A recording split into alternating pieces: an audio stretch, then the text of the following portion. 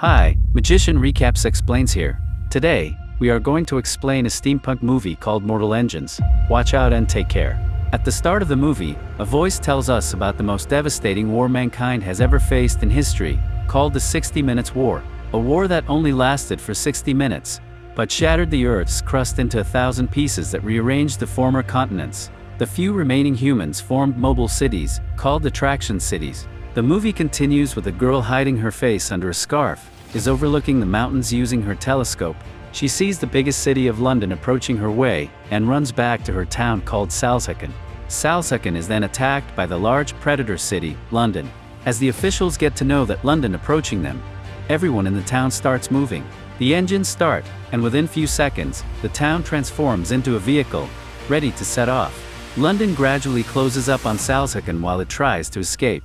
In London, many civilians enjoy overviewing the chase through a class barrier, as they cheer for their city to win.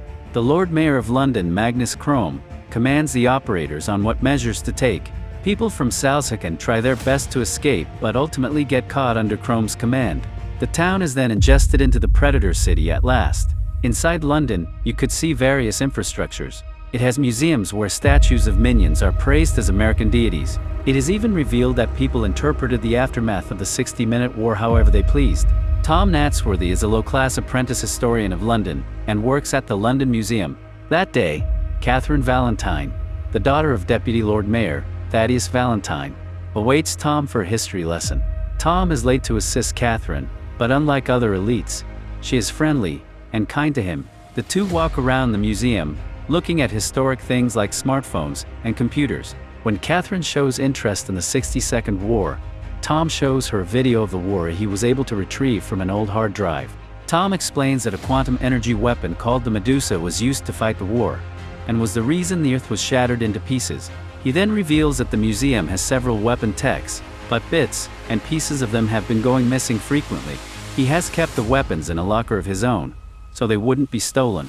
Not knowing outside the room, Tom Sr., Herbert, eavesdrops on their conversation. He then later demotes Tom to a lower level of the city.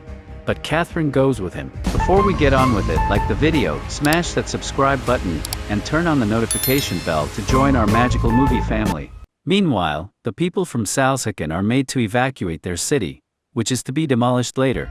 They are told to bring their belongings with them, and are restricted from bringing any weapons. However, the strange girl with the scarf manages to smuggle in a knife. Tom and Catherine come to the lowest zone where the people of Salzhacken are being checked. Their job is to gather new electronics that the Salzhacken has. Tom is very fascinated to see a toaster that is of the highest kind. Just then, Deputy Lord Mayor and Catherine's father, Valentine, praises Tom for knowing so much about technology.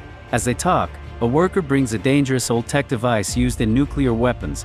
The way Valentine talks about the weapon unsettles Tom, but doesn't give an ear. Meanwhile, the girl with the scarf approaches Valentine. As he talks to the people, the girl stabs him, saying that this is for her mother.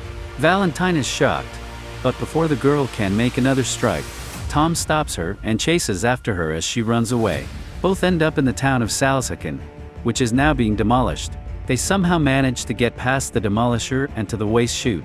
The girl falls into the chute but is caught by Tom, who is shocked to see a nasty scar on her face. She tells him her name is Hester Shaw, and that Valentine murdered her mother right before letting go of his hand. Hester then falls into the chute before Valentine arrives at the place. Tom asks him about Pandora Shaw and looks at Valentine in suspicion. At last, Valentine pushes Tom also to the waste chute after Hester, and acts innocent when his daughter arrives.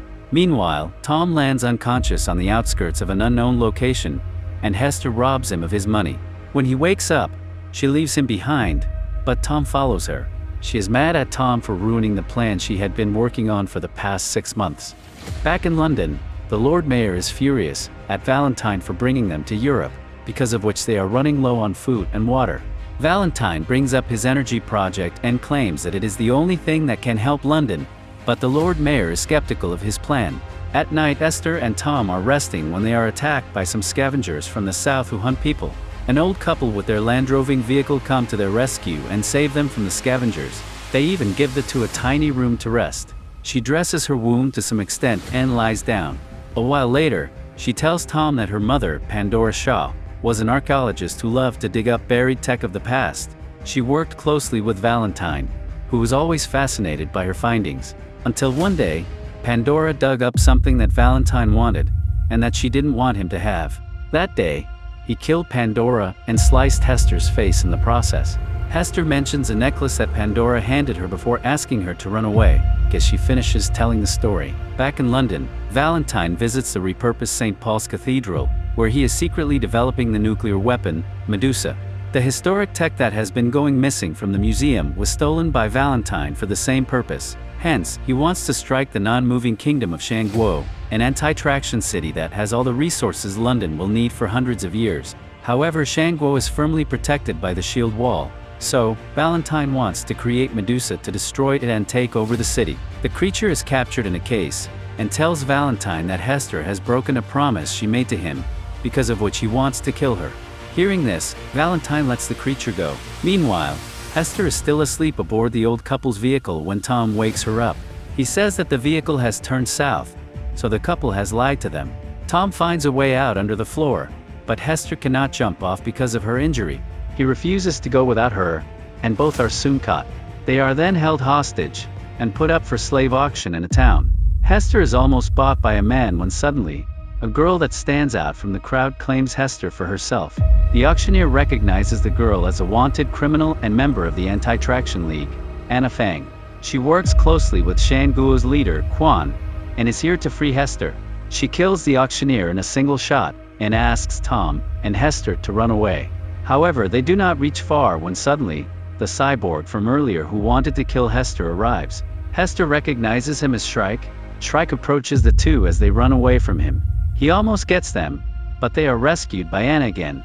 Anna then flies them in her airship, and tells Hester she looks like her mother. Sensing the two's curiosity, Hester reveals how she knows Shrike. It turns out that he had found her after Valentine killed Pandora, and ever since has been her parent. Shrike raised her, and helped her survive in the world. He is the only cyborg left after all of his kind were killed. One day, Shrike was fed up with always seeing Hester sad. So he made an exoskeleton with the intention to transform her into a cyborg as well. Hester promised him that she would go through with the plan, but found out about Valentine's whereabouts right after. So she ran away. Tom is stunned to hear the story. The two are then taken to an airborne city called the Air Haven, where they meet other members of the Anti-Traction League. They have caught up upon Valentine's suspicious activities, and know it has something to do with Pandora. Hence, they have recruited Hester to find out more about Valentine's plan. Hester informs them of a box that Valentine killed her mother for. As they talk about the box, Tom remembers the time a worker handed Valentine an old tech used in the 62nd War. He finally realizes that Valentine is planning to restart Medusa. The only way to stop the weapon is a crash drive, a type of key that overrides Medusa's firing sequence. They make their way upstairs to the church, where they see a massive piece of machinery that Valentine calls Medusa. It has finally been completed and is ready for attack. Just then, the current Lord Mayor enters the church, and orders the guards to arrest Valentine for conducting the unlawful experiment. However, the guards stay in place, revealing that they work for Valentine now. At last, he kills the Lord Mayor. At the Air Haven, suddenly, the lights go off, and Shrike arrives looking for Hester. Chaos continues as the whole city lights on fire. Tom and Hester run away from Shrike. He is almost about to kill Tom when Hester begs him to stop. Seeing her crying for someone, Shrike realizes that she has finally found someone she loves, and isn't unhappy anymore. That means he doesn't have to convert her into a cyborg. A severely injured Shrike hands Hester the necklace Pandora had given her, and dies peacefully. Hester, Tom, and the members of the Anti-Traction League now make their way to the city of Shangguo. They meet Shangguo's governor, Quan, and tell him of Valentine's plan. Anna suggests he help launch the anti-tractionist fleet against London, because if they strike first, the chances of Shangguo's survival are less. Then, everyone starts to prepare for the battle, as Tom walks away annoyed. Hester and an anti-tractionist league member, Satya, pray when Hester notices that the necklace her mother gave her has a crash drive inside. She and Tom quickly run to Anna to tell her about the discovery. However, right then, Valentine launches the first attack on the shield wall. That destroys it partially. It sends the city of Shangguo into chaos. People are pushed around because of the force created by the explosion. Immediately after the first strike, Valentine orders to recharge the system, and launch the second strike again. Meanwhile, the recharging will take some time. After getting the crash drive, Anna, and the others from the Anti-Tractionist League, along with Hester and Tom, get on their respective ships, and fly towards London. Intense air battle ensues between the two cities. Many of the Anti-Tractionist League's members are killed in the battle, but Anna, Tom, and Hester ascend unharmed, and Hester gets inside, taking the crash drive with her. Sometime later, she makes Tom handle the aircraft and gets herself to London as well. She attacks Valentine up front to distract him so that Hester can use the drive to override the system. Now only 60 seconds are left for the missile to be launched, but Hester manages to stop it in the last few seconds. Valentine looks over at Hester when Anna asks her to run away. He then pushes Anna from a platform, killing her. Valentine finally confronts his daughter Catherine outside, and asks her to come with him to a safe place. She is disappointed in him for killing everyone for power, and runs inside. Inside the control room of London, Valentine's men kill all the operators. Enraged with his first plan not working, Valentine has decided to crash the whole of London to the shield wall to break it, putting the lives of both cities in danger. Catherine tries to pull the brakes, but the system has been corrupted. She tells Tom about the situation through a radio. Tom then asks Catherine to open the engine's gate. He flies inside the engine system in his aircraft and destroys the engines by launching missiles in the hopes of stopping London from colliding with the wall. At the same time, Valentine gets on an aircraft to take off and avoid the crash himself. However, Hester confronts the man and points her gun at him. They get into a fight, and Valentine gets the upper hand. At last, she manages to free herself and latch onto Tom's aircraft. When she is safe, Tom launches a missile at Valentine's aircraft and finally kills him. London stops seconds before crashing onto the wall, and all the residents come outside.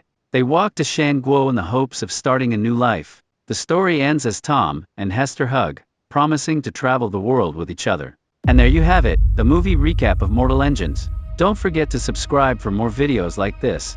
Turn on notifications, and leave a like to help the channel out. Share your thought about the movie with us in the comments section. See you next time. Thank you for watching.